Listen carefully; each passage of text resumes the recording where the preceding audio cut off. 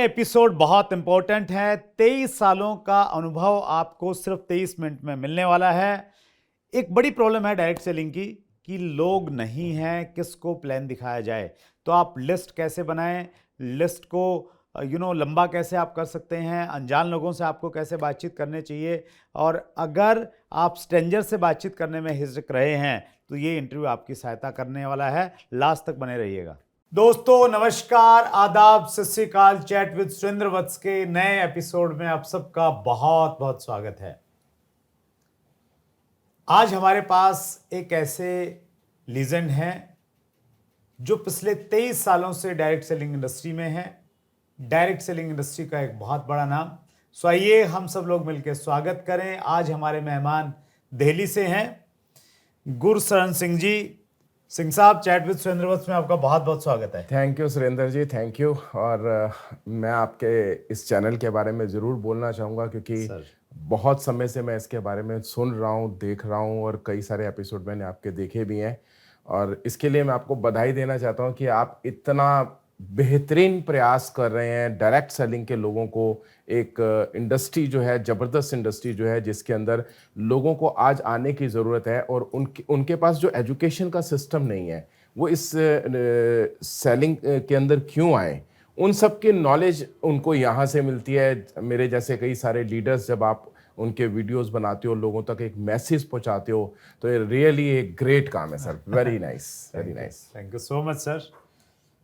हमने प्रयास किया सर, आप सब लोगों ने सहयोग किया, तो इसलिए कुछ लोगों को अगर लाभ हो रहा है तो अच्छा लगता है sir. Thank you so much. Initiative लेना बहुत बड़ी बात है, आपने लिया। Thank you so much sir. आपका कमिंग सून का वीडियो हमने डाला तो उस पर कुछ लोगों की प्रतिक्रियाएं मैं पढ़ रहा हूँ। क्या है? Chat with Sunil Bishnoi motivational speaker ने लिखा है, किंग ऑफ नेटवर्क मार्केटिंग। आपके बारे में कॉम्प्लीमेंट सही है। Thank you Bishnoi ji. Mahashweta Das Gupta, sir आपका इंतजार था इस शो पर। Oh thank you. Bharti Rajput ने लिखा है, वेलकम टू आवर चैनल। और मिलेनियर ने लिखा है, मिलेनियर माइंडसेट कोडरमा, इन्होंने लिखा है नेटवर्क मार्केटिंग के बादशाह। संजय सूर्यवंशी ने लिखा है, नेटवर्क मार्केटिंग के टाइगर आ रहे हैं। और महेश पांडे ने लिखा है, रियल सरदार। मैं आप सब लोगों का दिल से थैंक्स करता हूँ। आप लोग इतना प्यार करते हैं मुझसे और मुझे बहुत अच्छा लगता है जब आप मुझे कमेंट्स करते हैं, क्योंकि यही मेरी एक एनर्जी का काम करते हैं। That's great sir. सिंह साहब देखिए, आपको आपकी कंपनी में तो हर डिस्ट्रीब्यूटर बहुत अच्छे से जानता है, लेकिन जो लोग पहली बार आपसे मिल रहे हैं उनकी भी इच्छा है और मेरी भी इच्छा है कि हम आपकी अब तक की जो यात्रा रही, अब तक का जो सफ़र रहा, वो आप बताइए। और हम हर सफ़र से कुछ ना कुछ सबक लेने की कोशिश करते हैं, तो आपके सफ़र से भी हम सबक लेना चाहेंगे। तो कहाँ जन्म हुआ, कैसे शुरुआत हुई सर लाइफ की? बिल्कुल, मैं आप सब लोगों को बताना चाहता हूँ कि मैं अगस्त में 1966 में मेरा बर्थ हुआ और दिल्ली के अंदर ही मैं पैदा हुआ। और जैसा कि मेरे नाम के पीछे भी सिंह लगता है और जो मेरी राशि आती है वो भी सिंह ही आती है, 16 अगस्त की वजह से। तो दोस्तों, शुरू में पढ़ाई की, लेकिन पढ़ाई में मैं इतना अच्छा नहीं था।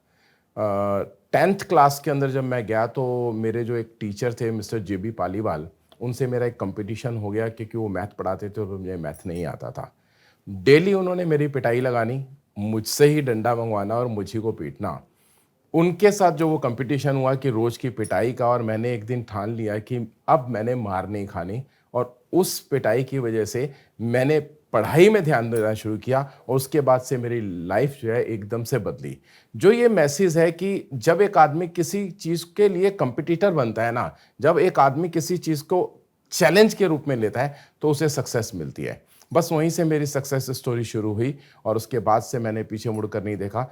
और उसके बाद एक और मेरी ज़िंदगी में बहुत बेहतरीन समय आया जब मैं पापा की फैक्ट्री में गया जी। जब मैं फर्स्ट टाइम फैक्ट्री में गया सुरेंद्र जी, तो मुझे ऐसा लगा था कि जैसे मेरे पापा की फैक्ट्री है, क्योंकि मैं एक बिजनेस फैमिली से बिलोंग करता हूँ। मेरे फादर ने फैक्ट्री लगा रखी है, टेक्सटाइल डाइंग और ड्राई क्लीन की मशीनें बनाने का काम हम लोग करते हैं। राइट। तो मैं जब पहली बार जाना था, मुझे ये फैक्ट्री ज्वाइन करनी थी, तो मेरे दिल में एक था कि जैसे पिक्चरों में देखते हैं कि टेबल के ऊपर पैर रखकर कुर्सी के ऊपर लेट कर बैठेंगे, मज़ा आएगा, ये वो। मेरे साथ उल्टा हुआ। मैं अच्छा। जैसे ही फैक्ट्री के बाहर पहुंचा, पापा ने मुझे बोला कि बाहर रुक, मैं आता हूँ। तो मुझे लगा कि शायद मेरा स्वागत वागत करना होगा, कोई नारियल नूरियल तोड़ना होगा, कोई तेल वेल डालना होगा। जी। लेकिन हुआ क्या कि थोड़ी देर बाद जब पापा आए तो उन्होंने मुझे बाहर आकर एक बात बोली कि अंदर जाने से पहले एक बात समझ ले कि तू इस फैक्ट्री के अंदर काम सीखने आया है, ये तेरे पापा की फैक्ट्री नहीं है। अच्छा, वाह। मेरे दिमाग में वो कोई बात समझ नहीं आई। मैं जो सोच कर गया था वो सब कुछ अलग हो गया। मैं जब फैक्ट्री के अंदर गया, मेरे पापा ने मुझे झाड़ू दिया, पूरी फैक्ट्री में झाड़ू लगवाया, अरे वाह। मटकों में पानी भरवाया, मशीनों को साफ करवाया और अपनी लेबर के लिए चाय लेने के लिए मुझे चाय की दुकान पे भेज दिया। क्या बात। मैं चाय के छिक्के में पानी चाय लेकर आया, एक एक लेबर को चाय का गिलास दिया और जब उन्होंने चाय पी ली तो उनका गिलास उठाकर मैंने उस छिक्के में रखा और उस पापा ने बोला कि इसे कोने में रख दे, चाय वाला आकर अपने आप ले जाएगा। तो वो चीज़ें मुझे बाद में समझ आई कि मेरे पापा ने मेरे साथ ऐसा क्यों किया, क्योंकि उस दिन के बाद से जो मैंने बेसिक काम करना शुरू किया, उससे मेरी जो एक हिचक, एक शर्म कि कोई भी काम छोटा नहीं होता है, वो निकल गई। और मैंने 1 साल के अंदर अंदर उस फैक्ट्री के अंदर उस लेबर के साथ रहकर जो काम सीखा, उसकी वजह से आज मेरी लाइफ में तब्दीली आई। वरना अगर मैं ऑफिस में जाकर बैठ जाता तो शायद मैं आज भी ऑफिस में ही होता। Great, wonderful. फिर डायरेक्ट सेलिंग में कैसे आगमन हुआ सर? बिल्कुल सर। 1999 में मेरे एक दोस्त जसविंदर सिंह, उनके साथ मुलाकात हुई। तो वो नेट के ऊपर एक अमेरिकन कंपनी के साथ टाइप करते थे। वो इंडिया के अंदर जो लोग उनको सर्विसेज चाहिए थी और जो इंडिया के लोगों को अमेरिका में सर्विसेज चाहिए थी, उसी में जाते, उसमें डील किया करते थे। तो एक दिन हम शाम को बैठे हुए थे और बातों बातों में उन्होंने नेट के अंदर देखा एक कंपनी जिसका नाम गोइंग प्लेटिनम हुआ करता था। उसके अंदर $25 की ज्वाइनिंग थी और उसमें डायरेक्ट जितने भी एक आदमी को ज्वाइन करने के बाद लोग वर्ड से जुड़ते थे, वो auto sponsoring top to bottom, left to right fill करता था। तो उसमें था 3, 6, 3, 9 और 27 का। जैसे ही आपका ग्राफ ऑटोमेटिकली बन जाएगा तो आपको $200 फर्स्ट में मिलते थे। ओके। तो मेरे साथ हुआ ऐसा कि जब मैं, उन्होंने बोला कि यार ऐसे ऐसे एक इनकम का वो मिला है, तो हम लोग तो $25 को, हमने सोचा फैक्ट्री थी, पैसे तो थे ही, कोई दिक्कत नहीं थी, तो हमने सोचा चलो यार कर लेते हैं, ज्वाइन करते हैं। उसने मेरे को कहा कि यार मैं एक शर्त पे करूंगा कि मेरे पैसे भी आप ही खर्चोगे। तो मैंने दोनों के $50 दिए और आईडी लगाई। और लेकिन मैंने उनको बोला कि ठीक है, पैसे मैं खर्चूंगा तो मेरी आईडी ऊपर लगेगी। अच्छा, ओके। ओके। तो हुआ क्या, 1 महीना के अंदर अंदर ही मुझे $200 उसमें से आगे वो 3,927 का वो जो है ना ऑटो फिल हो गया।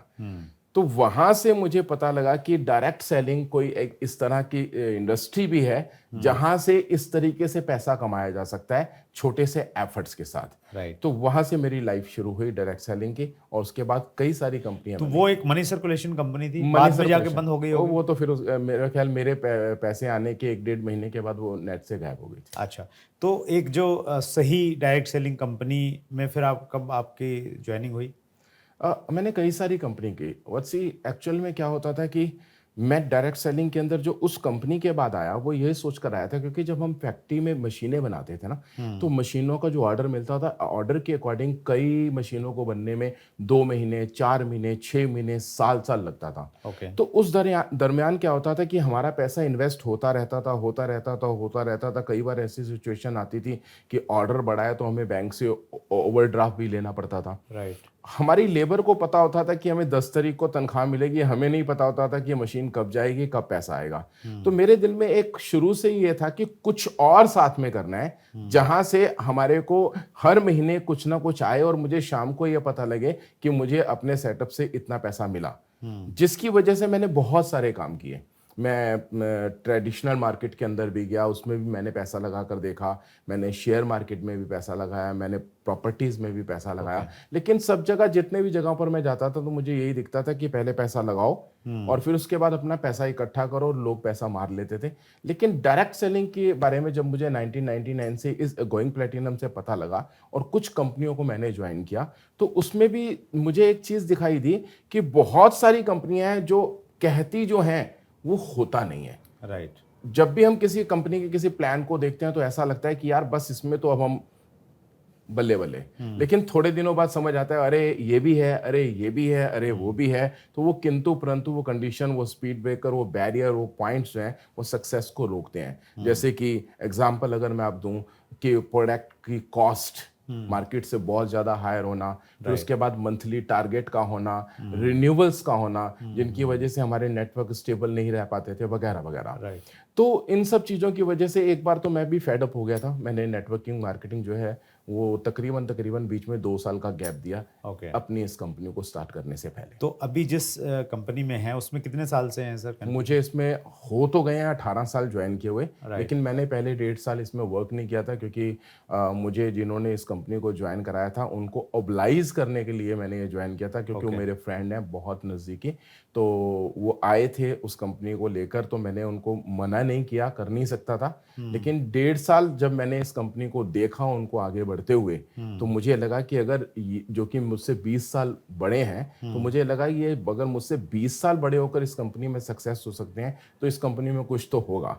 फिर मैंने उस कंपनी को डीपली स्टडी किया, और जब मैंने उस स्टडी किया और अपने पास्ट एक्सपीरियंस से उसे कंपेयर किया, तो मुझे लगा कि ये वो कंपनी है जो मुझे करनी चाहिए, और उसके बाद मैंने पीछे मुड़कर नहीं। राइट। तो इसमें हम लोग एक सबक ये ले सकते हैं सर कि बहुत सारे लोग हैं जो, देखिए, पहली बार जब भी कोई डायरेक्ट सेलिंग में आता है ना, उसके सामने कुछ भी प्लान रखा जाता है तो उसको ही सही मान लेता है, क्योंकि उसको कोई समझ है नहीं। बिल्कुल। कुछ समय के बाद उसको समझ में आता है, जैसे आपने बताया, प्रोडक्ट की कॉस्ट क्या है, उसका कंपनसेशन प्लान क्या है, कैसे सिस्टम काम करता है। तो उसके बाद अगर एक सही कंपनी मिल जाए तो फिर उसमें जम जाएं, जैसे गुलशन सिंह जी जमे हुए हैं पिछले 18 सालों बिल्कुल से। सही, बिल्कुल सही सर। मैं भी हमेशा यही लोगों को गाइड करने की कोशिश करता हूं कि आप अगर किसी टीवी के चैनल को के सामने बैठकर रिमोट से चैनल चेंज कर रहे हैं तो आप कब तक करेंगे, जब तक आपका मनपसंद एपिसोड या कोई वो जो आप देखना चाह रहे हैं वो नहीं आए। जैसे ही वो आपके सामने किसी भी चैनल पर आ जाता है तो आप रिमोट रख देते हैं। तो यही है कि अगर आपके पास कोई अच्छी कंपनी नहीं है, आप कंपनी चेंज करते हैं, नो प्रॉब्लम। लेकिन जिस दिन आपको लगता है कि इस कंपनी से मेरे वो सभी ड्रीम्स पूरे हो सकते हैं, तो फिर चेंज करना जो है वो आपके लिए घातक हो सकता है। That's great, wonderful sir. आपका बड़ा लंबा तजुर्बा है सिंह साहब। सबसे ज़रूरी जो चीज़ है डायरेक्ट सेलिंग में वो हैं लोग। क्योंकि हमारा प्रोडक्ट कितना भी अच्छा है, लेकिन हमारे पास में अगर लोग नहीं हैं जिनको हम लोग वो प्रोडक्ट प्रस्तुत करें, अब कंपनसेशन प्लान कितना भी बढ़िया क्यों ना है, अगर हम लोग ही नहीं हैं दिखाने के लिए तो फिर बात बनेगी नहीं। तो एक लंबी सी प्रोस्पेक्ट्स लिस्ट कैसे बनाएं, इतनी लंबी कि कभी ख़त्म ही नहीं हो? बहुत सिंपल है, बहुत सिंपल है सर। बहुत सारे लोग मिलते हैं मुझे जो कहते हैं हम तो किसी को नहीं जानते, हम किससे बात करेंगे। तो मैं उनको एक ही चीज़ देता हूँ कि क्या आपके पास ये इंस्ट्रूमेंट है। अगर आपके पास ये इंस्ट्रूमेंट है तो आप, ऐसा हो ही नहीं सकता कि आप लोगों को नहीं जानते।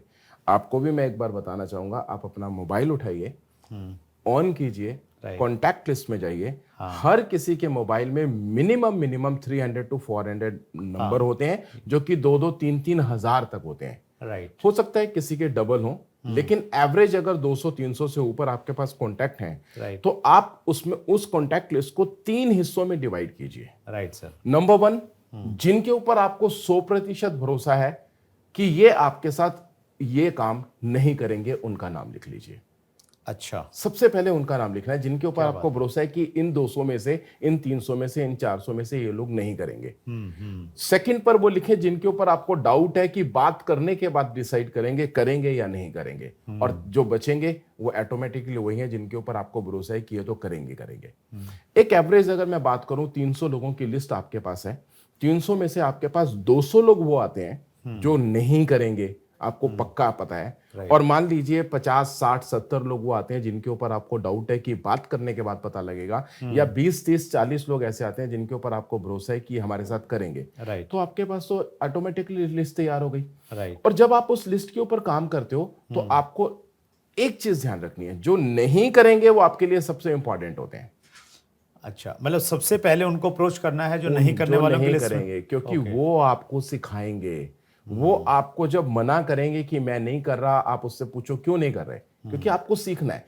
इस इंडस्ट्री की कोई इंस्टीट्यूट तो नहीं है, कोई ट्रेनिंग नहीं है, कोई स्कूल में नहीं पढ़ाया जाता, कोई कॉलेज नहीं है। आप सीखोगे कहां से? फील्ड में जब आप जाओगे, लोगों से जब आप बात करोगे, लोग जब आपको ना करेंगे तो वो आपको सिखाएंगे। और मैंने उन्हीं लोगों से सीखा। और मजे की बात यह है कि वो सबसे ज्यादा काम के इसलिए भी होते हैं कि एक तो वो आपको सिखा रहे हैं, दूसरा वो आपके यूजर बनते हैं। आप उनको कह सकते हैं कि कोई बात नहीं, अगर आपको मेरे साथ ये बिजनेस नहीं करना, ना कीजिए, लेकिन क्या आप मेरे कुछ बेहतरीन प्रोडक्टों को इस्तेमाल कर कर उनके बेनिफिट लेना चाहेंगे? तो आप, क्योंकि उनकी आईडी नहीं होगी, तो उनकी सेल आपकी आईडी पर डलेगी।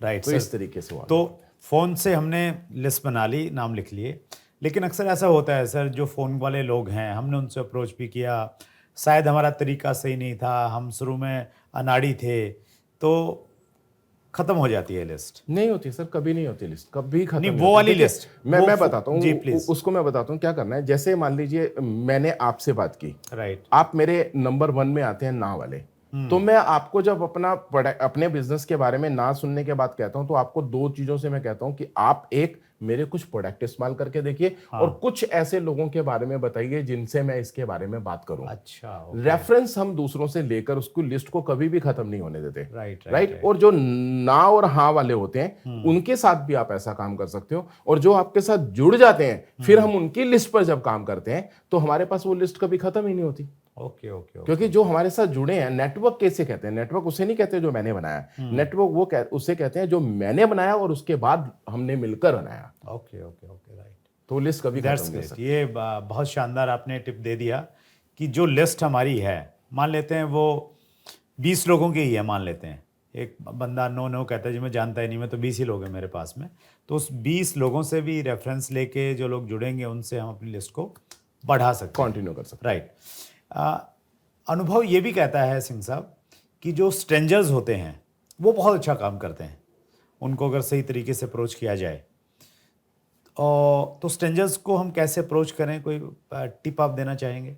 अननोन लोगों से कैसे बात बिल्कुल, करें? जब हम किसी भी स्ट्रेंजर से बात करते हैं ना, तो हमारे को डायरेक्ट कंपनी के बारे में या किसी बिजनेस के बारे में बात नहीं करनी चाहिए। Right. पहले हमारे को एक दूसरे के बारे में बात करनी चाहिए। Okay. मान लीजिए मैं किसी कहीं ट्रेवल कर रहा हूँ, या मैं किसी बस स्टैंड पर खड़ा हूँ, या मैं किसी रेस्टोरेंट में हूँ और आप मेरे सामने बैठे हो, मैं आपकी तरफ देखता हूँ, आप मेरी तरफ देखते हो, हम एक दूसरे को स्माइल देकर, एक दूसरे को इंट्रो कर फिर उसके बाद हम बात करना शुरू करते हैं कि आप क्या करते हैं। फिर उसे आप बता सकते हैं कि मैं क्या करता हूं। फिर हमें सबसे पहले ये जानकारी लेनी होती है कि जिस आदमी से हम बात करना जा रहे हैं, क्या उससे बातचीत करते हुए हमें ये जानने की कोशिश करनी चाहिए कि क्या उसे हमारे बिजनेस की या मोर मनी, एक्स्ट्रा पैसों की जरूरत है या नहीं है। मैं यहां पर आपको एक एग्जांपल देना चाहता हूं सर।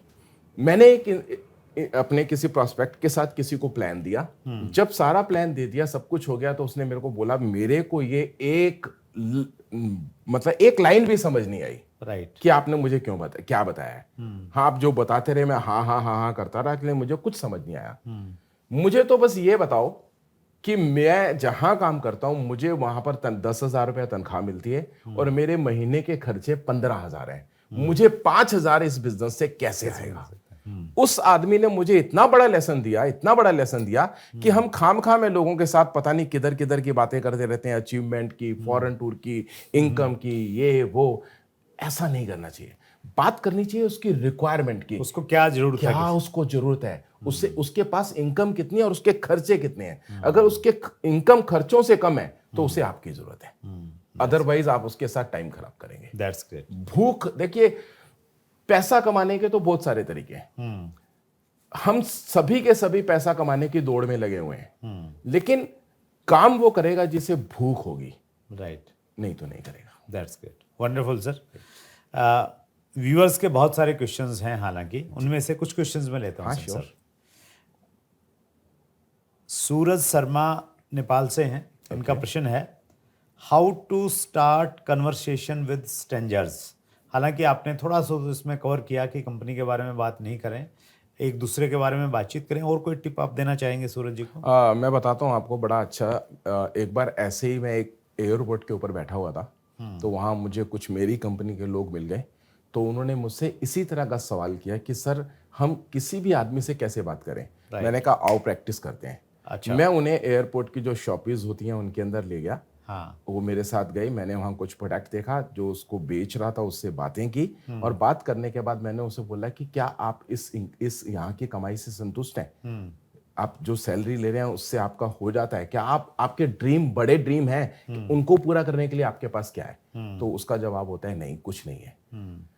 देखिए, ये एक लोगों की दुखती रग है कि हम कमा रहे हैं गुजारे के लिए, सपने जो हमारे थे उनके ऊपर हमने काम नहीं किया।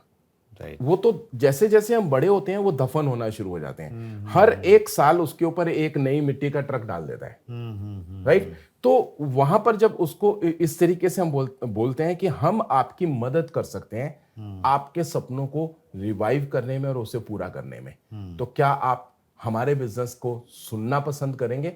फिर उससे टाइम लीजिए। ऐसा ही नहीं कि आप वहां पर खड़ा होकर बात करनी शुरू कर दो। उसको आपने अपना पॉइंट दे दिया, अगर उसमें भूख होगी तो वो आपको फोन करेगा, अपना कार्ड उसे दीजिए, और अगर वो फोन करता है तो वो आपके साथ जरूर जुड़ेगा। अगर फोन नहीं करता है तो लोगों की कमी नहीं है, हम हिंदुस्तान में रहते हैं, यहाँ पैदल चलने के लिए रास्ता अपने आप को इधर उधर होकर निकालना पड़ता है। तो ये कोई प्रॉब्लम नहीं है, सिर्फ आपके अंदर बात करने की हिम्मत होनी चाहिए। हिम्मत हो, थोड़ा सा करेज हो कि यार मैंने बात करनी है, ये मेरा काम है। वो तब होता है जब आप अपने काम से प्यार करते हो। अगर आप अपने काम से प्यार नहीं कर रहे, आपके अंदर कहीं ना कहीं डर है, डर को निकालना पड़ेगा कि ये सामने वाला पता नहीं क्या करेगा, मुझसे बात करेगा या नहीं करेगा। मैं आज भी किसी से भी बात करने में एक सेकंड नहीं लगाता।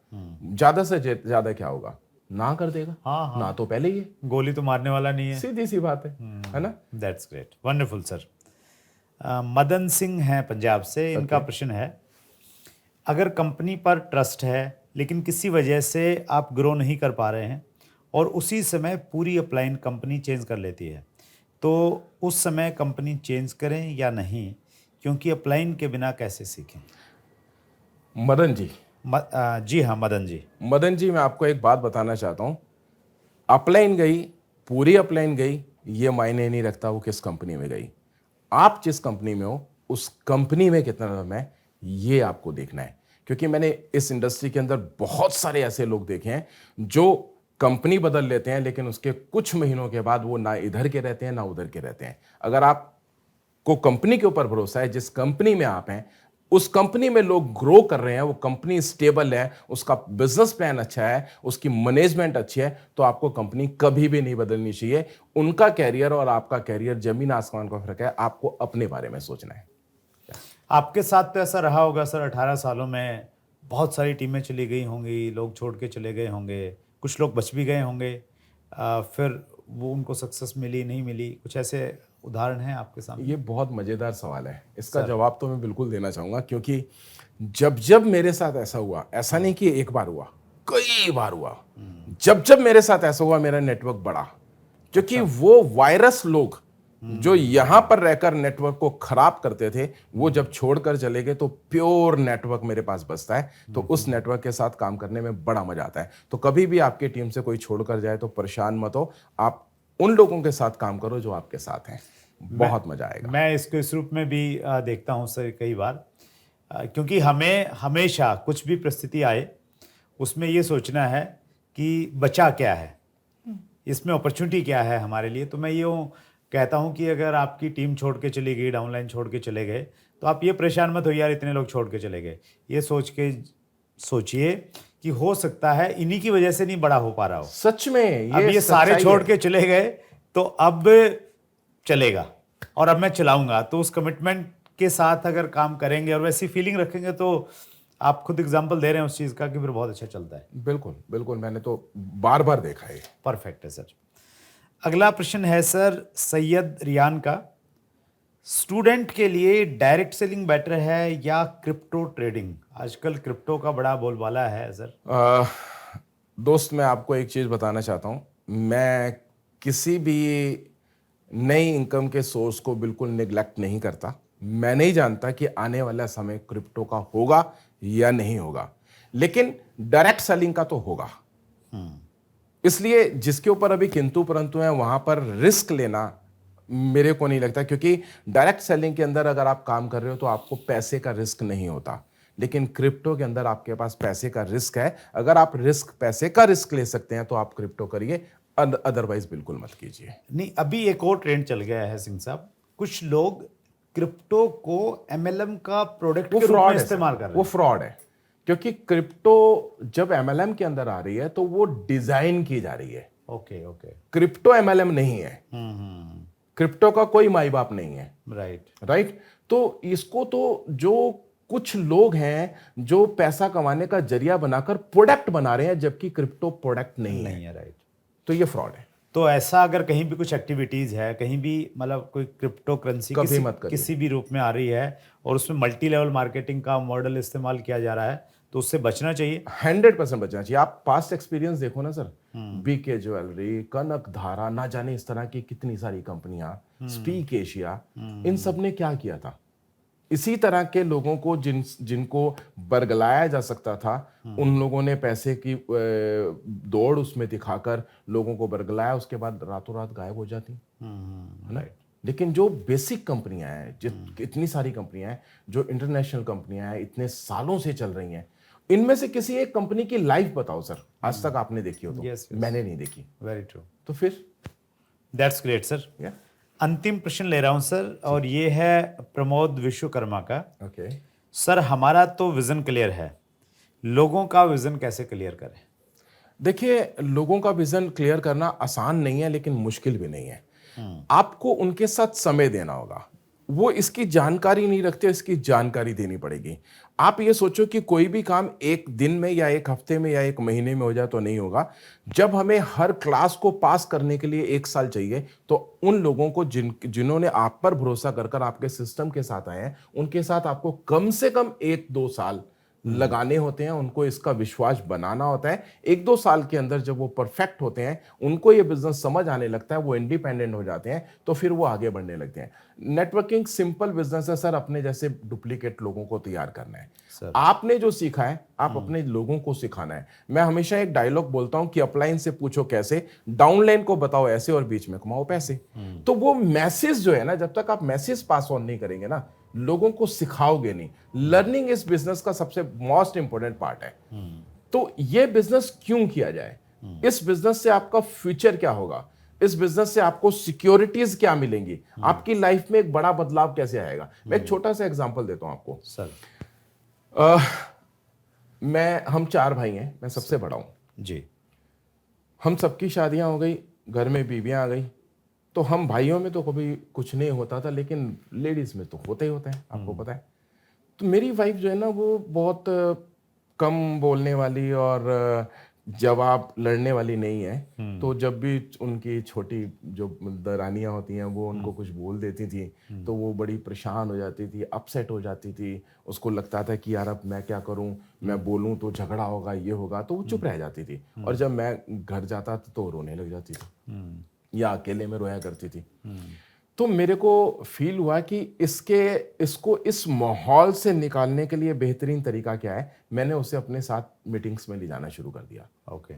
अपने साथ उसे ट्रेनिंग्स पे ले जाना शुरू कर दिया। जो मेरे साथ मीटिंग में गई, ट्रेनिंग में गई, वहां पर उसको जो इज्जत, रिस्पेक्ट, मान सम्मान, प्यार मिला, उसको उसके बाद घर की बातों की चिंता ही नहीं। कोई कुछ बोलता है तो बोलता रहे, उसने परवाह करनी बंद कर दी। ये इंडस्ट्री माय डियर, मैं आपको एक मैसेज देना चाहता हूं, सिर्फ आपको फ्रीडम नहीं देती, ना केवल ये मनी फ्रीडम देती है, ना केवल ये टाइम फ्रीडम देती है, ना केवल ये लाइफ फ्रीडम देती है, ये आपको माइंड फ्रीडम भी देती है। आप छोटी छोटी बातों से कहीं आगे निकल जाते हैं। आपको कोई फर्क नहीं पड़ता कोई क्या कर रहा है, कोई क्या नहीं कर रहा, क्योंकि आपका एक ही मिशन होता है, खुद को सक्सेस करना है और अपने उन लोगों को सक्सेस करना है जिन्होंने आपके ऊपर भरोसा किया है। That's great. और मैं इसमें थोड़ा सा ऐड ऑन करना चाहूँगा सिंह साहब। प्रश्न है ये विश्वकर्मा जी का विज़न को लेके। मेरा ये मानना है सर, जब व्यक्ति का खुद विज़न क्लियर है ना, उसको कॉन्फिडेंट है अपने प्रोडक्ट पे, अपनी कंपनी पे और इंडस्ट्री के ऊपर में जी, तो वो जो उसका कॉन्फिडेंस है, वो लोगों के अंदर में कॉन्फिडेंस लेके आएगा और वही चीज़ लोगों के अंदर में विज़न लेके आएगी। बिल्कुल। एक बड़ी सी स्टोरी लगती है मुझे, फनी है लेकिन उसमें मैसेज बहुत बढ़िया है। एक बार क्या हुआ कि एक बच्चा था, छोटा बच्चा था, तो वो बहुत शरारती था। तो घर वाले उसको डराने के लिए बिल्ली से डराते थे, बिल्ली को लेके आ जाते, उसको डराते कि यार बिल्ली आ जाएगी। तो बिल्ली से वो डरने लग गया धीरे धीरे। तो वो बड़ा तो हुआ, लेकिन एज तो बढ़ गई लेकिन बिल्ली से फिर भी डरता था। अब जब वो स्कूल कॉलेज में जाने वाला हुआ तब भी बिल्ली से बहुत डरता, कई बार घर से जाता ही नहीं कि बिल्ली आ जाएगी। तो घर वाले उसको एक साइकोलॉजिस्ट के पास लेके गए और साइकोलॉजिस्ट ने उसको ट्रीटमेंट देना स्टार्ट किया कि भैया तुम इंसान हो, तुम्हारे 2 हाथ हैं, पैर हैं, इंसान में इतनी ताकत होती है कि वो शेर को अपने इशारे पे चलाता है, और तुम बिल्ली से डरते हो। बिल्ली बिल्ली कुछ भी नहीं है, तुम इंसान हो। इंसान मतलब सबसे ताकतवर प्राणी है। तो ऐसे उसकी काउंसलिंग की और उसको भी थोड़ा जोश आ गया, कॉन्फिडेंस आ गया, और डॉक्टर ने बोला बिल्ली से नहीं डरना है। बोले नहीं सर, बिल्कुल नहीं डरूंगा, मैं इंसान हूँ, मुझे मालूम चल गया। तो डॉक्टर ने उसको बोला कि अब घर जा आराम से। तो जैसे ही वो क्लिनिक से बाहर गया तो रास्ते में उसको एक बिल्ली दिख गई। फिर डर गया और वो एकदम भागा भागा, फिर वापस आया।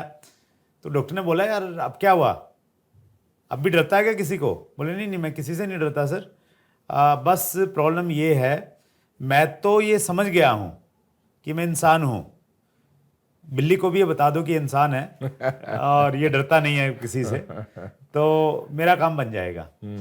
तो अगर आदमी खुद ये समझ जाए ना कि उसमें ताकत है, वो एक सही कंपनी में है, सही इंडस्ट्री में है, तो मुझे लग रहा है कि फिर बिल्लियों को, लोगों को समझाने की जरूरत नहीं, वो अपने आप समझ जाए। बिल्कुल, इसी से रिलेटेड एक कहानी Please. मैं भी सुना देता हूँ। Please please. एक्चुअली कहते हैं कि भगवान एक है, सच में भगवान एक था, लेकिन जब उसने इंसान बनाया तो इंसान एक ऐसा प्राणी बन गया जिसे अपने ऊपर इतना कॉन्फिडेंस हो गया, इतना कॉन्फिडेंस हो गया कि उसने एक दिन भगवान को मानने से भी मना कर दिया।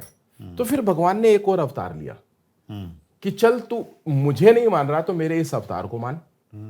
थोड़े दिनों बाद भगवान ने, इंसान ने उसे भी मानने से इनकार कर दिया, फिर उसने एक और अवतार लिया। ऐसे करते करते करते करते कहा जाता है कि 33 करोड़ देवी देवता हो गए, लेकिन इंसान फिर भी नहीं बदला। वो आज भी नास्तिक है, वो आज भी रुक जाता है। वो फिर एक अवतार लेकर भगवान आता है और उद्धार करने के लिए लगा रहता है। यानी कि डर जो है या कोई भी चीज है वो हमारे अंदर है। भगवान आज भी एक है, कल भी एक रहेगा और हमेशा एक रहेगा, लेकिन उससे अलग अलग अवतार लेने पड़ते हैं, क्योंकि इंसान से खतरनाक कोई भी नहीं है ना। तो जब हम सबसे अहम हैं, भगवान को भी हमारे लिए अलग अलग अवतार लेने पड़ते हैं, तो फिर हम कहाँ कमजोर पड़ जाते हैं, मुझे ये नहीं समझ आता। हमें कॉन्फिडेंट रखना चाहिए अपने आप पर। ईमानदारी हमारे बिजनेस की सबसे स्ट्रेंथ है, और हमारा बेस अगर ईमानदारी के ऊपर होता है तो सक्सेस मिलती है। जहां हम लोगों को अपने फायदे के लिए इस्तेमाल करना शुरू करते हैं, हमारा नुकसान वहीं से शुरू होता है। जहां हम लोगों को सक्सेस करने के लिए काम करते हैं, तो वहां से हमारी सक्सेस कभी रुक नहीं सकती। दैट्स ग्रेट सर, बहुत बढ़िया। सिंह साहब, आपके पास में 23 सालों का बहुत सारा तजर्बा है और आप हमारे चैनल पे आए, अपना अनुभव, अपनी विजडम शेयर की। दिल की गहराई से पूरे व्यूअर्स की तरफ से बहुत बहुत धन्यवाद सर। थैंक यू सुरेंद्र जी। मैं आपके इस जो आपने ये शुरुआत की हुई है, इसको मैं आप दिल से अप्रिशिएट करता हूँ, और मैं उम्मीद करता हूँ कि मैं आपके लोगों को वो मैसेज दे पाया जो उनको, उनके क्वेश्चन थे उनका जवाब दे पाया, और उम्मीद करता हूँ कि हम मिलते रहेंगे और आपका ये चैनल और ज़्यादा तरक्की करेगा लोगों को, क्योंकि डायरेक्ट सेलिंग के अंदर अगर लोगों को सीखना है तो उनके क्वेश्चंस जो हैं, इनके पास इतने सारे वीडियोस हैं इनके चैनल के ऊपर, इतने सारे लोग जो बेहतरीन से बेहतरीन लोग हैं जो इस इंडस्ट्री में अपने आप को प्रूव कर चुके हैं, उन लोगों से सीखने के लिए आपको सिर्फ एक चैनल के ऊपर आना है, सुरेंद्र जी के चैट विद सुरेंद्र वत्स, और वहाँ पर आपको आपके हर क्वेश्चन का जवाब मिल जाएगा। और मैं उम्मीद करता हूँ कि आपको अपने बिजनेस में सक्सेस होने के अंदर ये चैनल बहुत मदद करेगा। Thank you so much Singh साहब, आपके इन उदार शब्दों के लिए। हमारे व्यूअर्स की तरफ से एक छोटा सा तोहफा है सर। माय प्लेजर सर, लिए my pleasure. Thank you so much sir. Thank you. So ये थे श्री गुरसन सिंह जी, 23 सालों का, जिनके पास में डायरेक्ट सेलिंग का तजर्बा है, और बहुत डिटेल में बातचीत की किस प्रकार आप एक ऐसी लिस्ट बना सकते हैं जो कभी आपके पास में खत्म नहीं होने वाली है। अगले मंगलवार को रात्रि 8 बजे फिर एक बड़ी शख्सियत से मुलाकात होगी। अगर चैनल को सब्सक्राइब नहीं किया है तो सब्सक्राइब कर लीजिए, ताकि आपके पास में हर नोटिफिकेशन आती रहे। बहुत बहुत धन्यवाद, अपना ख्याल रखिएगा। अगर आपने अभी तक chat with Surendra Vats channel को सब्सक्राइब नहीं किया है तो अभी सब्सक्राइब करें और बेल आइकन दबाना ना भूलें, जिससे आपको आने वाली सभी वीडियोस की अपडेट सबसे पहले मिले और हमारी किसी वीडियो को मिस ना करें। वीडियो को ज्यादा से ज्यादा शेयर और लाइक करके अपना प्यार जरूर दें।